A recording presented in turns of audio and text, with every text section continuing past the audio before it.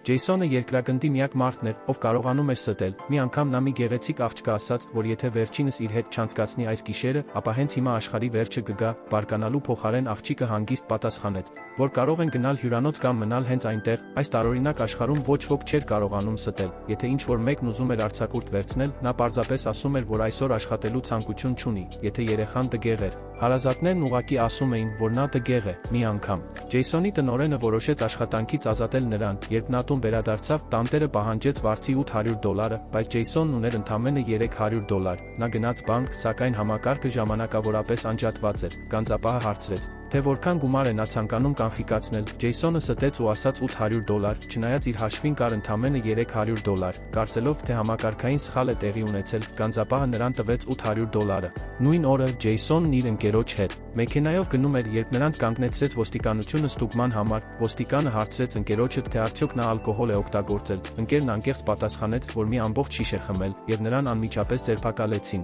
Այնուհետև Ջեյսոնը ստեց ու ասաց, որ ինքը չի խմել, եւ ոստիկանությունը նրան բաց թողեց։ Աստիճանաբար Ջեյսոնը հասկացավ, որ իր սուտը կարող է ամբողջությամբ փոխել մարդկանց որոշումները։ Նա գնաց խաղատուն եւ հայտարարեց, որ ջեքփոթ է շահել։ Չնայած ավտոմատը ոչինչ ցույց չէր տալիս, մենեջերը ներողություն խնդրեց եւ տվեց նրան շահումը։ Դրանից հետո Ջեյսոնը մի անօթևանի բերեց բանկ ու ասաց, որ այս մարդը եկել է ստանալու իր $1 միլիոն։ Բանկը հավատաց նրան եւ անօթևանին տվեց գումարը, սակայն ամենակարևոր սուտը, որ երբևէ ասել էր Ջեյսոնը, տեղի ունեցավ այն ժամանակ, երբ հիվանդանոցից հայտնեցին, որ իր մայրը շուտով կմահանա։ Մայրը սաստիկ վախենում էր մահից։ Ջեյսոնը բռնեց նրա ձեռքն ու կամացուկ ասաց, որ մահից հետո նա կհայտնվի մի հրաշալի վայրում, որտեղ կհանդիպի բոլոր նրանց, ում սիրել է։ Սա լսելով, մայրը հանգիստ ժպտաց եւ ընդմիշտ փակեց աչքերը։